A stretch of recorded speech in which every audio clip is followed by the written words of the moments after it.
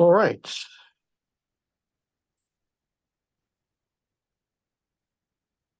Today we begin at the bottom of Mem Amud Beis, 40b, Mishnah at the bottom of the page. A mafkid etzel chavero, a mafkid chavis etzel chavero. You give a barrel of something to somebody for looking after.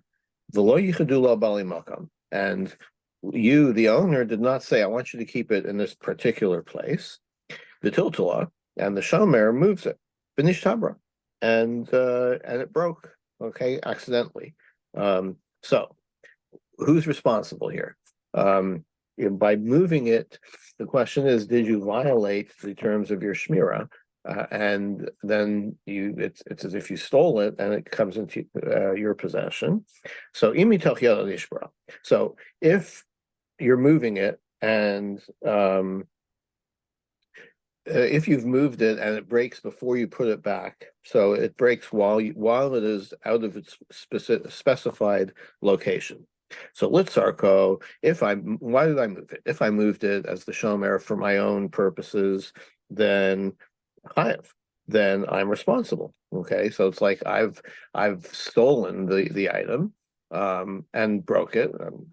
So I haven't given it back, so I'm responsible to replace it with sarkar. But if I moved the item because it was in a dangerous location or a location that was not good for it, and therefore I moved it, so I moved it really on behalf of the owner, even though the owner specified keep it here, but I took the initiative because there was a problem and I moved it for its own protection, then I'm still a shomer and it broke accidentally, so I'm off the hook. Now, what if I put it down, right? It's not from my hand. So I put it in a safe place. Bein l'tzarko, potter. So now that I've returned it to the safe place, and it breaks accidentally, then I'm fine. I'm off the hook. Now, yichadu lo habali makom, v'tiltul v'nishbra. I'm sorry. The first case was lo yichadu lo habali. Now that they didn't specify a place for it, so it depends. If I moved it for my own purposes, then I'm designated as a thief and I'm responsible until it goes back to its place.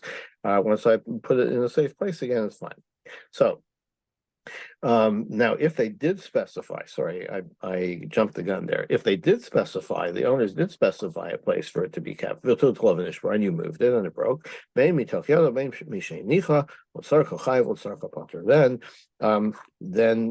you're responsible if you moved it for your own purposes. But if you moved it for the purposes of protecting the item, safekeeping the item, then of course you are not liable. Same answer, though.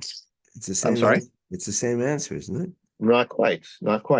In the first case, if it's while you're moving it, then l'tzarko chayv, l'tzarko pater. But in the first case, once you've returned it to a safe place, okay, and then it breaks, you're always off the hook because you didn't violate any terms, right? So while you're moving it, if it's for your own purposes, then makes sense that you're responsible, right? But after you've put it down and you've put it down safely, and then later it breaks accidentally, then you're still a proper shomer and you're not responsible. It's interesting that the Mishnah chooses the word nishbara as opposed to shiber, as opposed to he broke it. Yeah, absolutely. If you broke it actively, that's pshia. That's active negligence. Yeah, this is talking about accidental. So ordinarily, as a shomer, you are not liable for accidental breakage. Right, but if it's as a result of your having moved it against the terms of what you've agreed to do, then you're still responsible, even if it was accidental. Yeah. All right. Okay. Okay. So Hamani, what the first clause of the Mishnah we're discussing, who is that according to? That's Rabbi Shmuel. Diamar lo binan das malim. He says that if you steal something, and even not regarding being a shomer, you steal something and then you regret it and you put it back, and the owner never knew that you stole it, never knew that you put it back, but now it's back in its place, right? So Rabbi Shmuel says that's fine. You don't have to inform the owner that you've put it back. Once you've put it back, you've made restitution. It's as if it never happened. Tanya, where do we see that? That view of Rabbi Shmuel in the Brisa, Hagonev Tlaminator, you steal a sheep, Visalamina Akis or a coin, Lumakom Shagonav Yasir, put it back where you found it. Diva Rabbi Shmuel. Rabbi Shmuel says once you've done that, you're fine. Rabbi Kiva Omer, Sarich Das Balim. Rabbi Kiva says no. Once you've stolen it, you have to inform the owner that that you're returning it in order for him to re-establish his possession of it. So, Rabbi Shmuel. So, if our Mishnah is like Rabbi Shmuel, my iria lo yichadu. Right? Like, what does it matter whether the owner, this is what you kind of were asking before, right? What does it matter whether the owner said designated a place or not? I feel you could know, like even if the owner specified a place, it shouldn't matter according to Rabbi Yishmael. Just put it back where you found it, and you're fine, right? So Gemara says Lomi Bayakamar. The Mishnah is using a construction of not only this, but also this. Lomi Bayichadu, not only if the owner specified a place, Dimkomahi, because then it's like you've put it back where the owner wanted it to be, so that makes more sense that that it's considered returned. But I feel even if the owner didn't specify a place, right? You're putting it in a different place, right? You take it out of one closet and you put it in a different closet. Even so, according to Rabbi Shmuel, Lobin and Dasbalim, that's fine. The owner doesn't have to know that you've returned it to a safe place. He's in possession of it again. So now Ema Seifa, but what about the second clause of the Mishnah? If the owner specified a place for it and you move it and it got broken, regardless of whether it's while you're moving it or after you've returned it to a safe place, to the place where it was designated, then it only hinges on whether you moved it for your purposes or for the purposes of the item itself. Now that is against Rabbi Yishmael because according to Rabbi Yishmael, like even after you, the Mishnah is saying that after you put it back, you're still responsible. If you've done it for your own benefit, but according to Rabbi Yishmael, once you've put it back, you should be off the hook, right? So my answer is Asan Rabbi Akiva. The end of the Mishnah is Rabbi Akiva's opinion. The Amar Bina Dasbalim, who says you have to tell them about it, right? So you Rabbi Akiva, my ear, Yichadu, Afulo Yichadu. I mean, what about the ratio of the Mishnah? Why that doesn't accord with Rabbi Akiva? So Loma Baya Kamar, it's a Loma Baya construction again. Loma Baya Lo Yichadu. Not only if obviously if there was no place designated that you're returning it to a place that may be a safe place, but it's not the place where the owner knew that it was. But even if the owner specified a place, that now you've returned it to the proper place, the place where the owner expects it to be. So even so, according to Rabbi Akiva being on Dasbalim, you have to tell him about it. So then Reisha Rabbi Akiva Reisha Rabbi Shmuel Sefer Rabbi Akiva. So what are you saying? The same Mishnah, which is stated anonymously, you're going to split. You're going to say the first part is Rabbi Shmuel's opinion that you don't need Das Balim, and the second part is Rabbi Akiva that you do need Das Balim. Like it's all stated not in the anonymous voice. So how can you split the Mishnah into two opinions? Even Gemara says, yeah, I can do that. The Amar Rabbi Yochanan says, "My demitargim lichaves." Aliba the Chatana, if Rabbi Yochanan says, if anybody can explain this Mishnah to me, according to one opinion, Movilna Mane Basre Leve Masusa. I'm gonna carry his clothes for him to the sauna. Right, I'm going to the bathhouse. I'll be indebted to that person if you could explain it. In other words, Rabbi Yochanan is saying the only way to understand this Mishnah is that you split it into the ratios of Rabbi Shmuel and the Sefer of Rabbi Akiva.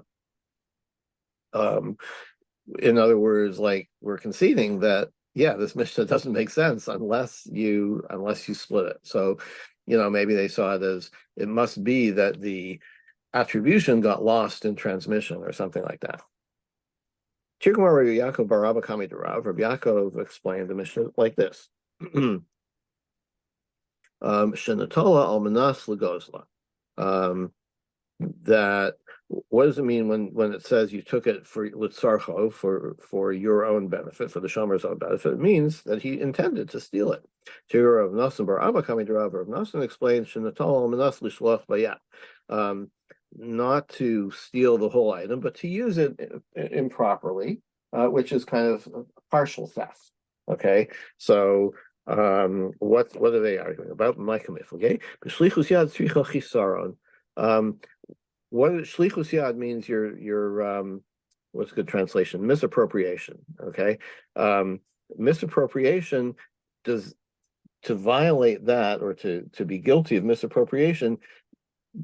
Is it necessary to reduce the item's value? Like if I use a tool, right, then the tool it depends on the tool, I guess, but if I use a screwdriver, right, for my own purposes, so I've misused the screwdriver, it wasn't mine to use without permission, but nothing happened to the screwdriver. It's still as good as it was before. But if I what's a good example of chisaron? I don't know if it's a good example or not. Let's say I use a saw, right? And the saw, the more you use it, the less effective it is. Like it becomes less sharp, let's say. I don't know if that's true or not, but it seems reasonable. So then I have devalued the saw. I've taken some of the value of the saw. So it seems like that's causing chisaron. So Mandi Amar Lugozla, so Rav Yaakov, who said that the Mishnah is talking about, you took it with the intent of stealing it, because then by stealing it is chisaron. It's like you've completely devalued it you've taken it out of the owner's property, and you caused him a loss. But the one who says that no, you took it just to use it inappropriately, it's the screwdriver case, right? Like you took it to use it to use the screwdriver, but nothing happened to the screwdriver. So Eina Sricha Chisaron means you're still liable, because even though nothing happened to the screwdriver, you've misappropriated it, and therefore you're liable. So Maskil or Sheshis ask Mide Natala Katane. Does it say that like he took it, like the Shomer uses the word Tiltala Katane, he moved it. So why are you assuming that he moved it with the intention of keeping it or of using it inappropriately? He's just moving it from one place to the other, right? And the key question is, did the owner specify where he wanted to be kept? But the language of the Mishnah doesn't suggest that you took it for your own use, right? Elam Rav Sheshis says, what's the Mishnah talking about? You moved it because you wanted to use it as a step stool to reach a nest and get some birds out of the nest, right? So the Kosavar and Rosheshis holds Shoel Shalomi Das. What's the problem with this? Borrowing without permission goes on having, right? So it's not shlichus yad, it's not misappropriation. It's borrowing something. There's no question of the taking it out of the owner's reshus or of devaluing the item in some way. You borrowed it for without permission, and that is considered theft. Bakula Rabbi Shmuel. And all of them can resolve the Mishnah completely according to Rabbi Yishmael. In other words, that you don't have to tell the owner when you're putting it back. The Seifa, and what about the end of the Mishnah, which seems to contradict Rabbi Yishmael. It's where you put it back in the place where is not the place specified by the owner. So when the Mishnah says V'hinicha, you put it down, it means in a different place. So you haven't really returned it yet, right?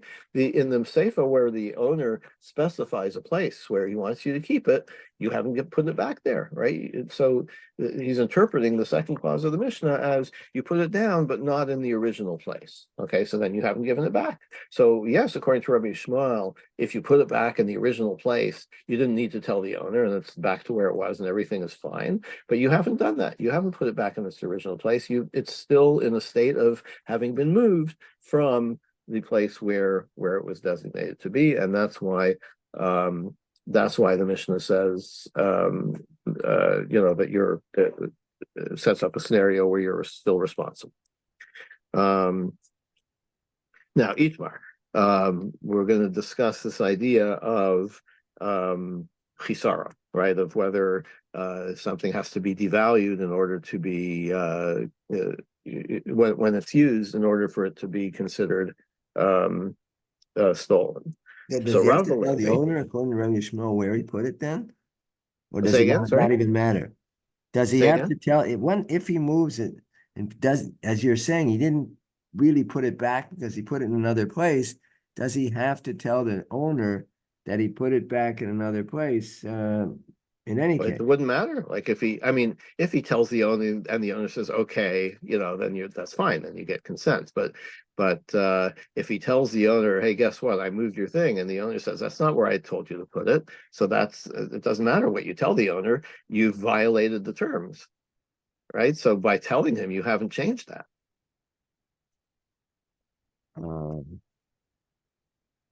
you haven't So the changed. only time it's relevant to discuss, whether you need to tell whether the owner has to be told is when you've returned it, right?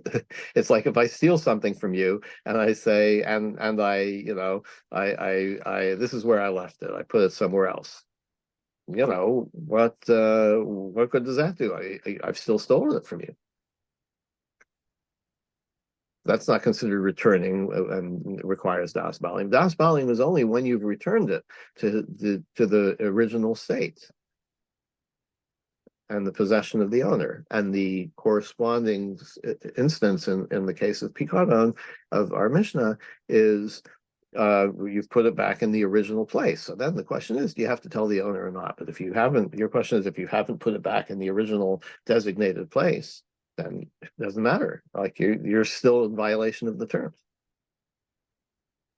But if he gives it back to the owner, in any case, the owner comes to collect it, Oh yeah, and he gives it that's a back to different the owner, story. and Oh, even if once you it, give it back to the owner, the whole thing is then it's a whole different scenario. The mission is definitely not talking about that. The mission is talking about if an accident befalls it while you still have it, and whether or not it was in the designated place. But once you've given it back to the owner, and then an accident befalls it, then yes, I'd say certainly that's not your problem.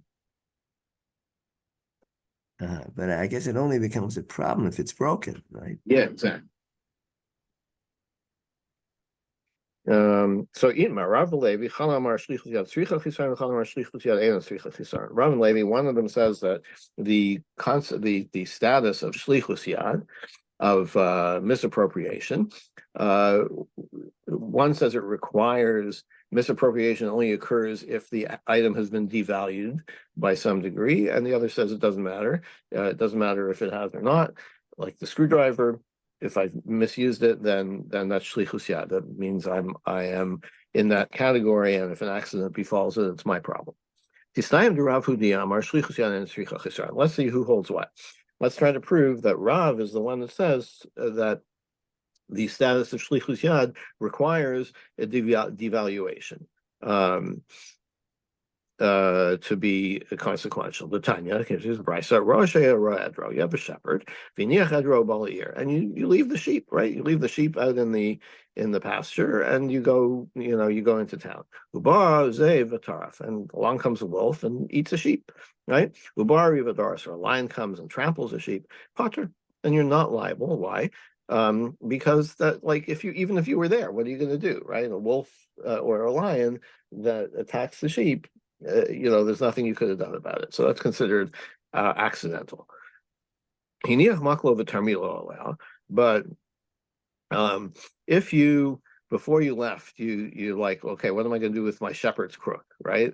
I'm not going to take it into the city. Then everybody will know that I'm not looking after the sheep, that I'm a shepherd and I should be in the pasture. So I'm going to tie my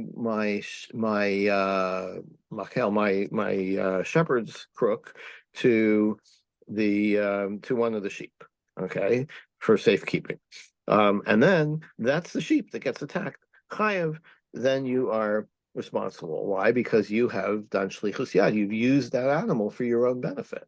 Now, you can see where the Gemara is going with this, right? You may have used that animal, but you didn't devalue the animal by tying your shepherd's crook to it, right? The sheep is just fine, right? But because you still can't control the wolf who can attack the sheep. right, but once you have committed shlichus yad, once you've committed misappropriation, you're not a shomer anymore. Now you've assumed responsibility for it, to a greater degree. So even if an accident befalls it, you're still responsible. It's like if I take something out of your house without permission, I steal something from you, and then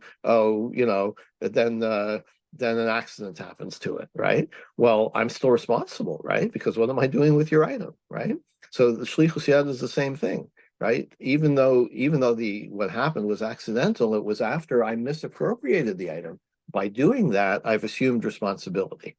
Okay, so by tying my stick to the sheep, I've misappropriated the sheep, even though there's no devaluation of the sheep, right? But even if I've done that, once I've done that, then now I'm in a different category, and I'm responsible even for accidental things like a wolf for that sheep. Okay, the other sheep, still fine. I haven't done anything with the other sheep. So wolf attacks one of the other sheep, that's still accidental. I mean, it is accidental, but I'm not responsible. Okay. Anyway, now the Gemara is going to discuss what I've just said. Like, why are you responsible just because you put your stick on it? Hasha kilnu. Even if you like, what if you have taken you came back and you've removed the stick from the sheep, and then the attack happens, you're still responsible, right? So the Gemara says, Amar of Nachman, Amar Rabba Baravu, Amar Rav, but don't allow. No, the Bryce is talking about not where you've returned and removed your stick from the sheep, but the stick is still on the sheep. That's when it got attacked. Now, so what? So what if it's still there, right? If it's still there, like you didn't take possession of the sheep, right, by tying the stick to it. Of the Amar of Yitzchak Shmuel Bar Yitzchak Amar Rav. So Shmuel says shehikisha b'makel, where what we're talking about, where you like you hit the sheep, or you've frightened the sheep while you're attaching the stick to the sheep. For Ratzalafanov, and it ran away. So that is a kind of Mashiach, right? That is taking possession of the sheep. So it appears that in understanding this statement, we are assuming that you must have taken possession of the sheep in order to assume responsibility. But according to Rav, that you didn't cause any loss here, right? There's no devaluation. So it must be that your shlichus yad occurs even though you haven't devalued the animal. So the answer is Ema shehikhisha b'makel. No, you know what happened while you're tying your stick to the sheep? You damaged the sheep in some way. You bruised it, or you ruined the wool, or something like that. So you actually did cause a loss. Dekanami de katane shehikhisha b'makel, because we've interpreted the brisa that you weakened the staff, you hit the sheep with your stick, shmamina. So, like by hitting it, or by in the process of attaching your stick to the sheep, you've damaged it. So that's maybe why Rav would say that you've taken possession of it through shlichus yad.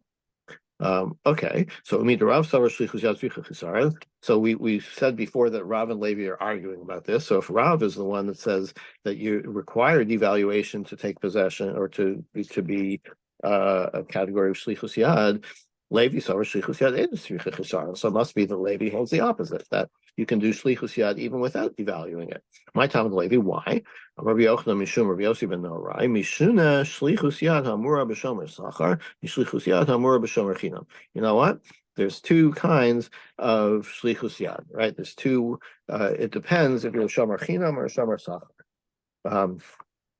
Ani Omer in the Mishuna, but Rabbi Yochanan says, I say there's no difference. So my Mishuna, what's the difference? Lo te'amar shlichus yad b'shomer sachar b'teisei mishomer chinam. You shouldn't.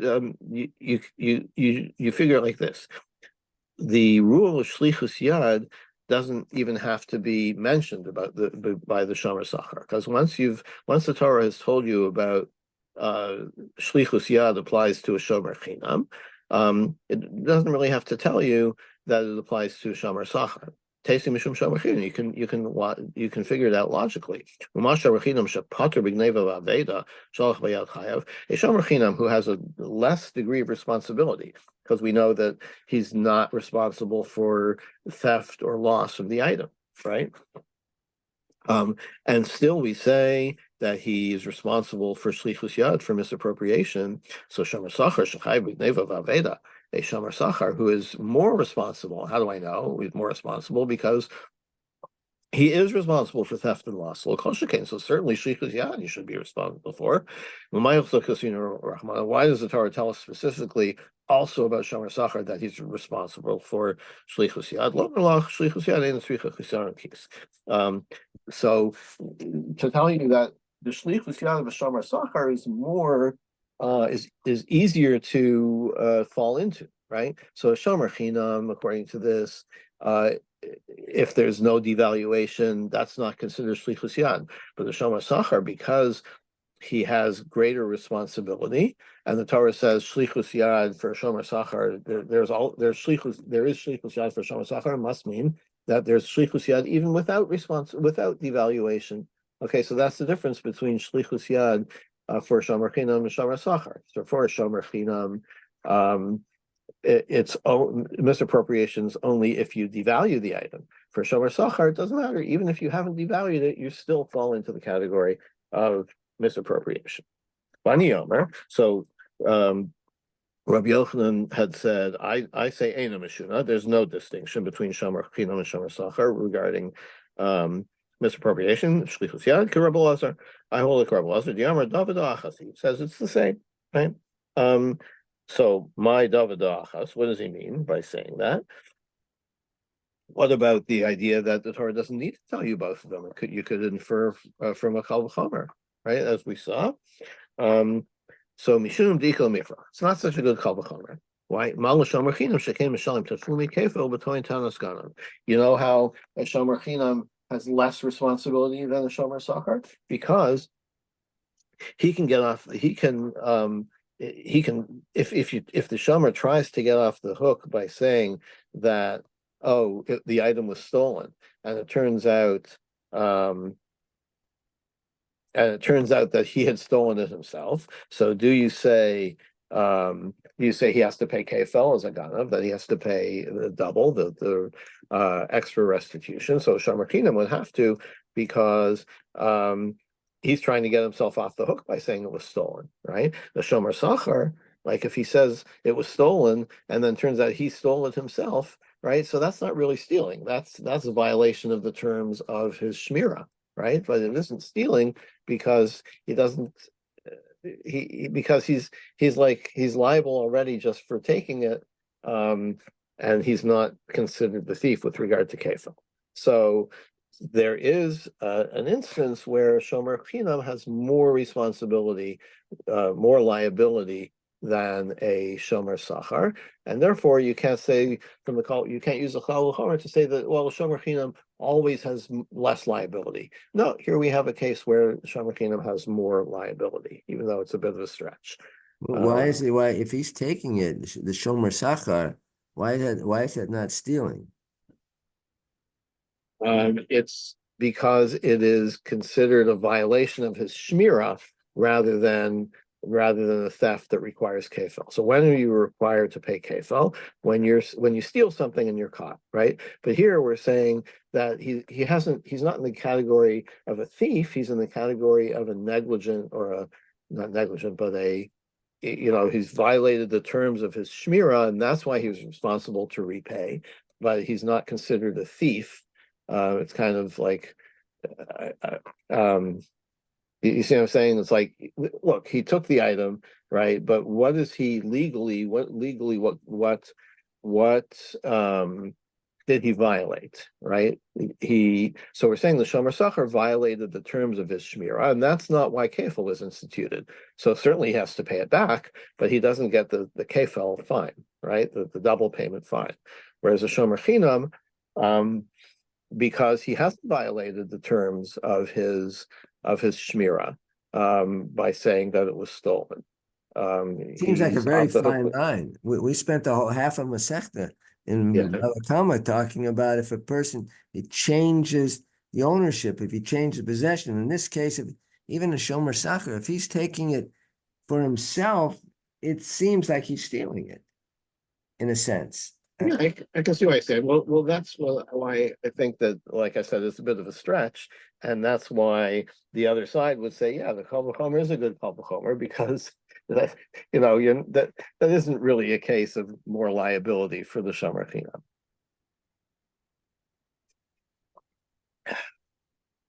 Yeah, it is like I see your question. It's a valid question. And I think that's why this and as I say, it's a stretch, and that's why I think the Kal Vachomer still stands for most people.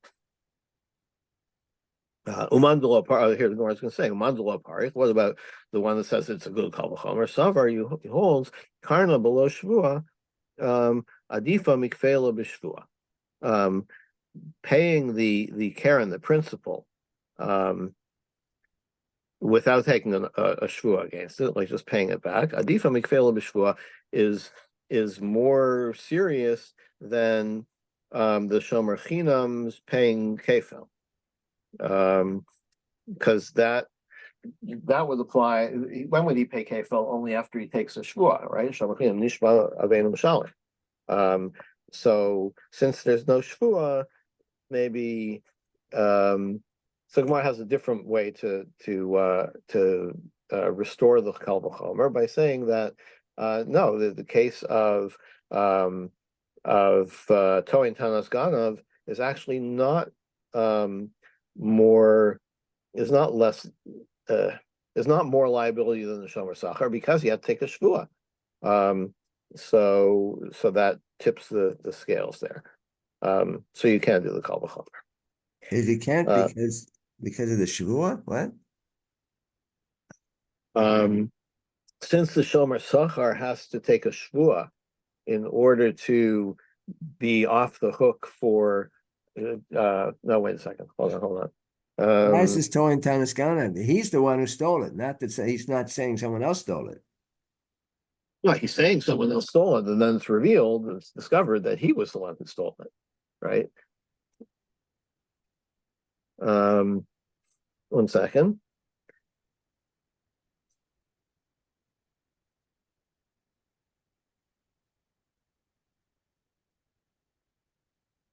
Yeah, so for the Shomer Chinam, 1 second.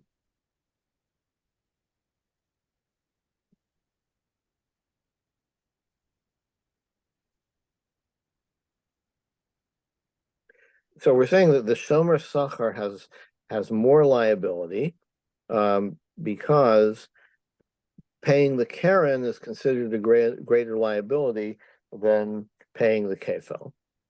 I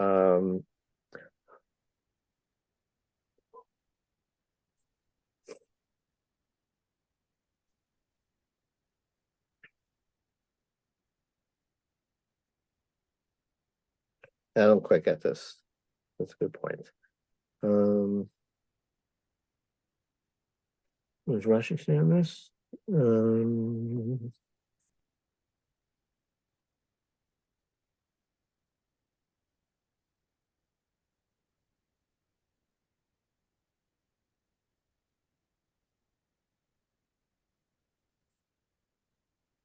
Uh,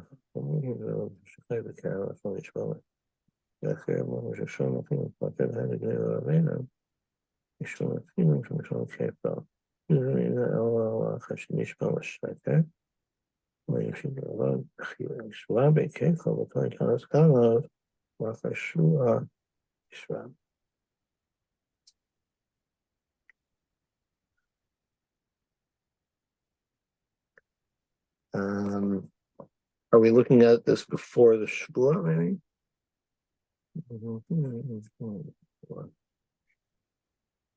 Yeah, I'm not quite getting this either. And there's a long Tosfos on this as well.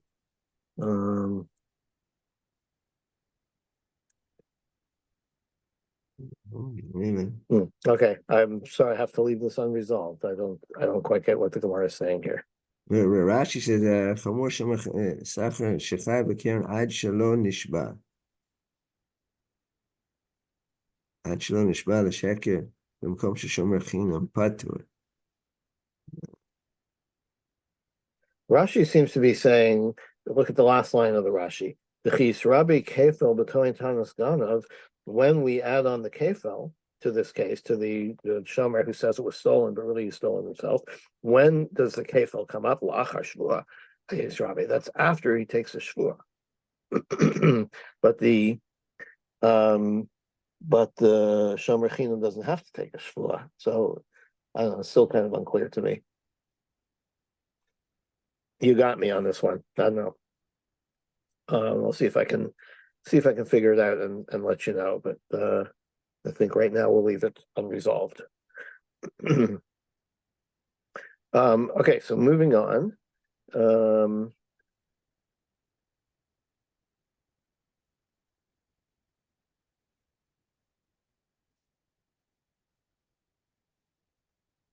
Okay, Rava Amar. Rava is commenting on what Rabbi Lazar says that what Rabbi Lazar says that the Shlichus Yad for Shomer Sachar and the Shomer Chinam is the same, right? Same rules. Rava says Lo Tiyamar Shlichus Yad Lo B'Shomer Chinam Lo B'Shomer Sachar. The Teisim Mishal. Rava says, you know what?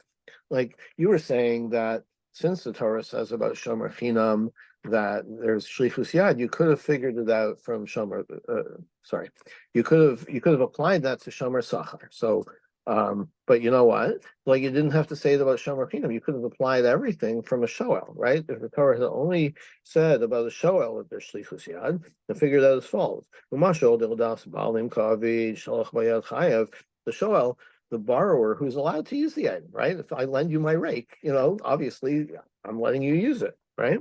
So, and still, if I use it for an unintended purpose, that's considered shlichus yad, that's considered misuse.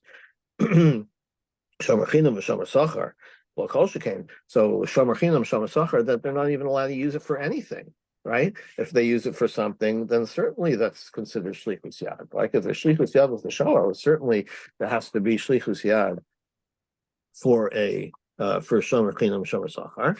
So lama namar. So why does the Torah tell you about shlichus yad for all of these shamrim? Chada, for one thing, lomar lo shlichus yad enu tzricha chisaron kis. One of the repetitions is to tell you that shlichus yad applies even if there's no loss of value. V'idach, and the second extra statement of shlichus yad, shlo tomar dayu l'bamin adin lios kanita.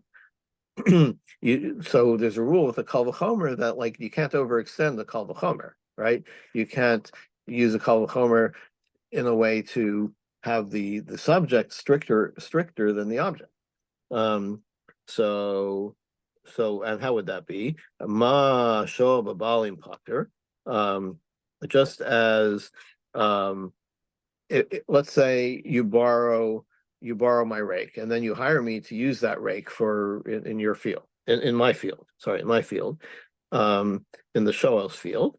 So in that case, Potter, then the shoel is off the hook. Potter. So you shouldn't apply that rule to shomer chinam and shomer sachar. That if you have if you've employed the owner of the object, and then you misappropriate it, that you're still misappropriating. According to the one that says that shlichus yad requires devaluation, hane tartu shlichus yad lamali. What do you need all three statements for? Chada shelo tomar da'ilo b'omin lios kanida. One that we've just said to tell you that don't overextend the kal v'chomer. V'idach, and the extra one, l'chidatanya, v'nikra bal ba'is el ha'elohim, that the owner goes to the court, lishvua. That means that you have to that you have to take a shvua in the case of if you've in the case of toin tanaskana, that it tells you there's a shvua. Atom shvua, so you're saying that's the case. So I know ladin. Maybe it means for shvua. Like why? Like how do you know which way to interpret these extra statements, right? Because in one case, in one view, you're allowing for the view that you require devaluation for the for shlichus yad to take place, and in the other view, you're precluding that by the Torah. How do you know which way to interpret the Torah's extra mentions of shlichus yad? As follows: Nemar shlichus yad lamata, and nemar shlichus yad lamala.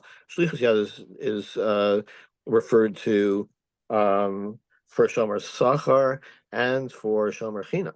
Malahon l'shvua, afkan l'shvua. Just as you require a shvua in the case of the shomer sachar, so you would also require a shvua in the case of the shomer chinam, and therefore you are like therefore you're interpreting the Torah's extra mention of shlichus yad as requiring a shvua.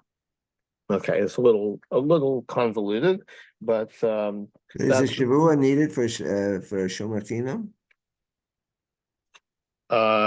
If he's getting himself off the hook, yes. If the shomer chinam is saying it was stolen, and therefore I'm not liable, he has to take a shvua that that's the case. But he's putter in But in order to be putter, in order to get out to establish that it was really stolen, you have to take a shvua. Right? The shvua is in order to get you off the hook for paying. Right? So shomer sachar, even if you take a shvua that it was stolen, so what? So fine, we agree that it was stolen. You're still liable because you're a shomer sachar. So the shvua accomplishes no purpose. In the case of the shomer chinam, you take a shvua in order to establish that the fact of your contention that it was stolen. If you take a shvua, then we believe you. And the shomer sachar, then it's not necessary. It doesn't make any difference. So right, exactly. Okay, so I would say that. But we were saying that the shvua, malhan shvua, afkan shvua. So if it is referring to the shvua both for shomer sachar and shomer chinam, no. No, it's saying that that in towing Tanas. Oh, wait a second. Why does it say malahan shvua, afkan shvua? It's two situations. And if shomer sachar doesn't require shvua, then what's the point? Right. So we're saying like when it says v'nikrav bal habayis el ha'elohim, does that mean it's for a shvua or not? Right? Does it just mean he has to be brought to the court, or does it mean he has to take a shvua in front of the court? So this assertion is that we're understanding from the previous the previous reference to shlichus yad must be for a shvua, right? I mean, that's what we're saying. That's why there's an extra mention of shlichus yad, right? An extra specification to tell you that it requires a shvua. And how do I know that? Because we're linking it to the Nikra Balabais Elohim, where we say that is for the purposes of a shvua. Oh, so it's based on the pasuk, not based on the act, whether it's person shomer, shomer sachar. Yes, that's right. It's on the situation. So I mean, the pasuk in both cases, we're referring to a shvua, not the case of a shomer sacher that we would require him to take a shvua. Yeah, yeah, that's right. I mean, it's a little convoluted. I have to, Yeah. yeah, I'll tell you. Okay. All Very right. good. Thank you, everybody. Have a good day.